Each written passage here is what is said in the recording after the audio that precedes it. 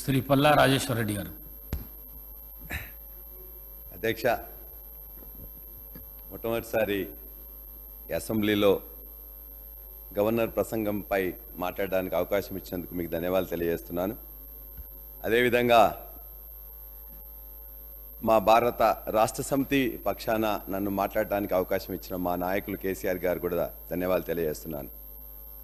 Governor గారి ప్రసంగం అంటే మొట్టమొదటి ప్రసంగం అంటే అంతకుముందు ఒకటి ఎలక్షన్ తర్వాత అయినా కూడా 5 సంవత్సరాల కోసం ఎన్నిక వచ్చింది కాబట్టి ఆ 5 సంవత్సరాల బడ్జెట్లలో మొదటి బడ్జెట్ కంటే ముందు పెట్టే గవర్నర్ ప్రసంగంలో ఒక స్థూలమైన నిర్దిష్టమైన ప్రణాళికాబద్ధంగా కొన్ని అంశాలు గవర్నర్ ప్రసంగంలో ఉంటాయని చెప్పి మేము భావించినాం. అధ్యక్ష, కాంగ్రెస్ పార్టీ ప్రభుత్వంలోకి వచ్చే ముందు ఏదైతే నిర్దిష్టమైన హామీలు కావచ్చు, గ్యారెంటీలు కావచ్చు, రకరకాలు ఇస్తారు కాబట్టి వాటిని ఇందులో పొందుపరిచి దానికి సమయానుకూలంగా ఎప్పుడు ఏం చేస్తారో దానికి కావాల్సిన నిధులు కానీ ఇవన్నీ మెన్షన్ చేస్తారని చెప్పి మేము భావించినాం. అధ్యక్ష, కొన్ని పైపైన విషయాలు తడిమిన తప్ప హామీల నిర్దిష్టంగా వాటి గురించి కానీ చెప్పిన సందర్భం కానీ ఆ విషయాలు కూడా ఇందులో పొందుపరచకపోవడం నిజంగా ప్రజాపాలన అని చెప్పి ఘనంగా అందులో చెప్పుకున్నారు తప్ప మాకు ఒక మాటలో చెప్పాలంటే ఈ మొత్తం గవర్నర్ ప్రసంగం 30 మోసాలు 60 అబద్ధాల్లాగా అనిపిస్తుంది. అధ్యక్ష, అంతేకాదు మేము అనట్లేదు 420 హామీలు ఇచ్చినామని చెప్పేసి చెప్పినప్పుడు పదే మా మిత్రులు ఆనాడు ఉద్యమంలో కూడా మాకు మిత్రులుగా ఉన్న శ్రీనివాసరెడ్డి గారు, వీరేశం గారు కూడా దీనికి భిన్నంగా ఏదైనా చెప్తారా చెప్పేసి అనుకుంటే మేము 420 అన్నాం, 420 అని చెప్పేసి ఆ హామీలన్నీ 420 ఫీట్ల లోపల మొత్తం పాతిపెట్టినట్టే ఉన్నాయి తప్ప ఇందులో మాత్రం ప్రస్తావించలేదు. అధ్యక్ష, మొత్తం ప్రసంగం చూస్తే అరచేతిలో వైకుంఠం చూపించినట్లుంది, 60 రోజుల్లోనే చేతులు ఎత్తేసినట్లున్నది. గొప్పగా ప్రజావాణి గురించి చెప్పిన అధ్యక్ష, మీరు మొత్తం కూడా ముఖ్యమంత్రి గారు ప్రమాణ స్వీకారం చేస్తున్న రోజునే ప్రజా దర్బారు పెడతాం, ప్రగతి భవన్ బద్దలు కొడతాం మొత్తం కూడా అని చెప్పేసి అందరూ చెప్తే నిజంగా ప్రజలందరూ కూడా అరే ఏంటిదేదో కొత్త మాటలు చెప్తున్నారు, ఖచ్చితంగా ఇదేమో చేస్తారా అని చెప్పేసి అనుకున్నారు. ప్రజా దర్బారు కాదు ప్రజావాణి పెడతామని చెప్పేసి అన్నారు.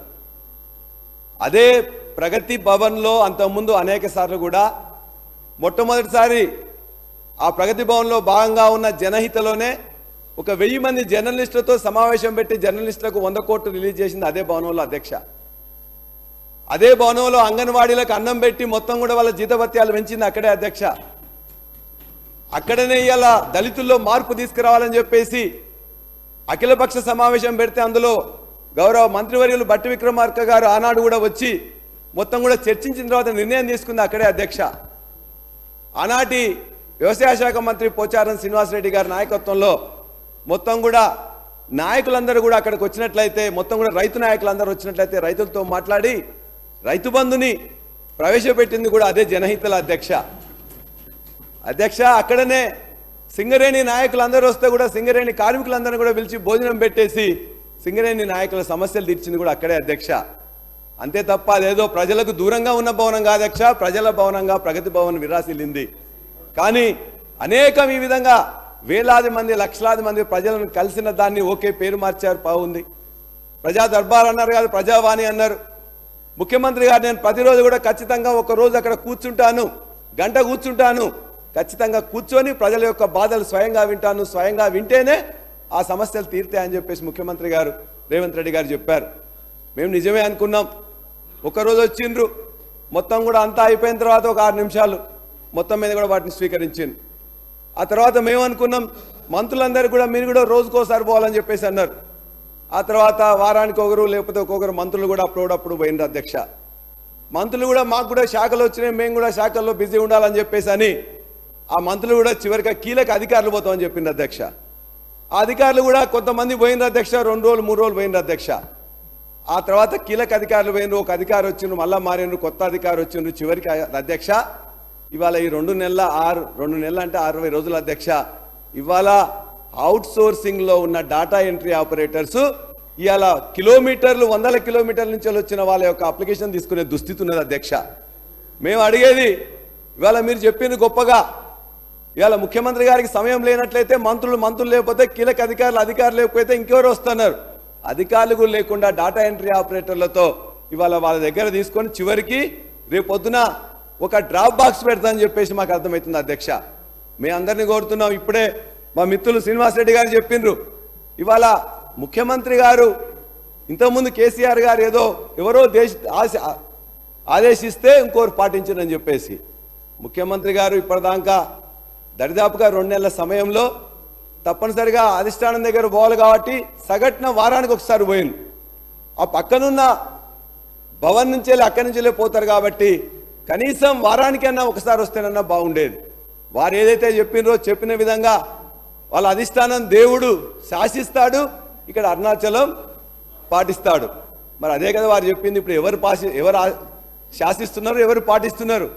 6 నెలల్లో 60 రోజుల్లో 6 నిమిషాలు కూడా ప్రజాభవనానికి పోంది ఎట్లా ప్రజాపాలన అవుతుందని చెప్పేసి మేము ప్రశ్నిస్తున్నాం అధ్యక్ష. శ్వేతపత్రాలు అంటే మేము ఒకటే కోరుతున్నాం అధ్యక్ష, ఖచ్చితంగా ఇలా ఆదిలాబాద్ నుంచి వెళ్ళి భద్రాచలం వరకు, సత్తుపల్లి నుంచి వెళ్ళి ఆలంపూర్ వరకు అనేక మంది 100 కిలోమీటర్లు ఇక్కడికి వస్తున్న వాళ్ళ యొక్క అప్లికేషన్ తీసుకుంటున్నారు, ఒక SMS పంపిస్తున్నారు. దయచేసి ఇప్పటికైనా ముఖ్యమంత్రి గారికి కనీసం రోజుకు 1 గంట టైం అక్కడ ఇవ్వాలని మీరు చెప్పిన విధంగా ఇవ్వమని మేము కోరుతున్నాం. మేము కోరట్లే, మీరు చెప్పిందే పాటించమని అడుగుతున్నాం. లేనట్లయితే కనీసం ఈ 2 నెలల్లో మీరు అంటే శ్వేతపత్రాలంటే బాగా ఇష్టపడుతున్నారు. శ్వేతపత్రం ఒక దాని మీద ఇచ్చినాం, 2వ దాని మీద ఇస్తాం, 3వ దాని మీద ఇస్తామని.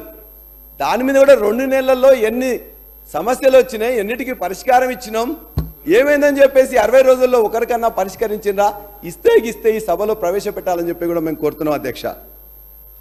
ఇలా 6 గ్యారంటీల గురించి గొప్పగా ఇందులో చెప్పారు, 2 ఆల్రెడీ ఇచ్చినామని చెప్పేసి. అధ్యక్ష, ప్రజలందరూ పిచ్చోళ్ళు కాదు. ఈ అత్యున్నత సభ చట్టసభలో అబద్ధాలు ఆడటం చాలా నేరం అధ్యక్ష. గవర్నర్ ప్రసంగంలో చేర్చడం మరింత ఘోరం. అన్నదాతను ఆగం చేసుకుంటూ, మహిళలను మోసం చేసుకుంటూ 2 ఆల్రెడీ అయిపోయినాయని చెప్తున్నారు అధ్యక్ష. ఇది కాంగ్రెస్ గ్యారంటీ కార్డు, 6 గ్యారంటీలు, 13 అంశాలు. ఆ 13 అంశాల్లో ఒక్క అంశం, మొదటి దాంట్లో మహాలక్ష్మి అనే దాంట్లో 2500 ప్రతి మహిళకి ఇవ్వాలని, 500 రూపాయలు గ్యాస్ సిలిండర్ ఇవ్వాలని, 3వది ఉచిత బస్సు ప్రయాణం. రైట్, ఒక గ్యారంటీలో ఒక పథకాన్ని మీరు అమలు చేశారు, 15 కోట్ల మంది ప్రయాణించారు, బాగుంది. అదేవిధంగా ఇంకొకటి కూడా మీరు చెప్పారు, రాజీవ్ ఆరోగ్యశ్రీ ద్వారా మేము 10 లక్షల రూపాయలు, చేయూత అనే పథకం ద్వారా, చేయూత అనే పథకంలో 2వ భాగం, మొదటి భాగం 4000 మందికి ఇస్తా అని చెప్పారు. ఇందులో మీరు ఇచ్చింది ఇలా 10 లక్షల రూపాయలు రాజీవ్ ఆరోగ్యశ్రీ ద్వారా ఇచ్చారు అధ్యక్ష. రాజీవ్ ఆరోగ్యశ్రీ ద్వారా మొన్ననే చెప్పారు, జనవరి 26న గవర్నర్ గారు ప్రసంగంలో మాట్లాడుతూ రాజీవ్ ఆరోగ్యశ్రీలో 20 కోట్ల రూపాయలు ఖర్చు పెట్టాము ఇప్పటివరకు అని చెప్పారు. సంతోషం అధ్యక్ష, 20 కోట్లు ఖర్చు పెట్టారు, 60 కోట్ల ప్రచారం చేసుకున్నారు. ఎక్కడ అధ్యక్ష? ఇవాళ భారతదేశంలో ఎక్కడ చూసినా కూడా మొత్తం కూడా ఇలా 2 హామీల అమలు, 2 హామీల అమలు అని చెప్తున్నారు. ఇవాళ మీరు ఎక్కడ ఏ టీవీలో చూసినా, ఏ పేపర్లో చూసినా, ఏ హోర్డింగ్ చూసినా, ఏ బస్సు చూసినా, ఎక్కడ చూసినా ప్రచార పటాటోపం తప్ప 13 అంశాలలో ఒక 2 చేసినాం అని ఎట్లా చెప్పడానికి మనసొప్పుతాంది? దాన్ని గవర్నర్ ప్రసంగంలో ఎట్లా చేర్చిందని చెప్పేసి కూడా మిమ్మల్ని ప్రశ్నిస్తున్నాం అధ్యక్ష. ఇవాళ మేము అడిగేది అధ్యక్ష, ఇవాళ మహిళలకు బస్సులు ఇచ్చారు, బ్రహ్మాండంగా ఉన్నది, కానీ అక్కడ మొత్తం కూడా ఇబ్బందులు పడుతున్నారు. బస్సుల సంఖ్య పెంచలేదు, బస్సుల ట్రిప్పులు పెంచలేదు. ఇవాళ వాటి ఇంకా చాలా చోట్ల కూడా ఇలా తగ్గిన సమస్య ఉన్నది, చాలా ఇబ్బందులు పడుతున్నారు. కావాలంటే వాళ్ళన్నిటి కూడా ఇంకా పెంచాల్సిన అవసరం ఉన్నది. దాన్ని పెంచడానికి ఏం చర్యలు తీసుకుంటున్నామో అది చూపించండి, చెప్పండి. అంతేకాదు ఆ మహాలక్ష్మి పథకంలో మిగతా వాటి కోసం కూడా ప్రజలు ఎదురు చూస్తున్నారు. మేము 100 రోజులు చెప్పారు కదా, మీరు ఎందుకు ఆగరని చెప్పేసి అంటున్నారు. మేము ఆగడానికి సిద్ధం, కానీ మీరేం చెప్పారు? 4వ తారీఖే ఇస్తామని చెప్పేసి ముఖ్యమంత్రి గారు చెప్పారు. అదే కాదు 9వ తారీఖు ఇస్తామని కూడా ముఖ్యమంత్రి చెప్పారు. మీరు చెప్పిన దాన్నే మేము అడుగుతున్నాం తప్ప మీరు 100 రోజులు అన్నారా మేము చెప్పేసి అడగట్లేదు. మీరు ఒక్కసారి వీడియోలు మాట్లాడిన వీడియోలన్నీ కూడా తీసుకొని చూడండి. మేము ఇవాళ కాదు, మీరే డెడ్ లైన్ పెట్టారు. 3వ తారీఖు కాగానే 4వ తారీఖు ఇస్తాం, 9వ తారీఖు ఇస్తాం. ఈ ప్రభుత్వం గత ప్రభుత్వం చేయలేదు అని చెప్పేసి మీరు చెప్పారు. కాబట్టి ఇవాళ చేయని వాటిని చేసినట్లు ప్రచారం చేసుకుంటే కరెక్ట్ కాదు అధ్యక్ష. ఇవాళ దీని ద్వారా 6.5 లక్షల మంది ఇవాళ డ్రైవర్లు, ఆటో డ్రైవర్లు మొత్తం కూడా రోడ్డు మీదకి వచ్చారు అధ్యక్ష. ఇవాళ వాళ్ళందరికీ కూడా 6.5 లక్షల మందిలో అనేక మంది, కొంతమందికి మాత్రమే సొంత వాహనాలు, సొంత ఆటోలు ఉన్నాయి. కొంతమంది రుణం తీసుకున్నారు, కొంతమంది ఇవాళ డైరెక్ట్గా వాళ్ళందరూ కూడా రోజుకి 300 రూపాయలు ఖర్చు పెట్టి వాళ్ళందరూ కూడా కిరాయి తీసుకుంటారు అధ్యక్ష.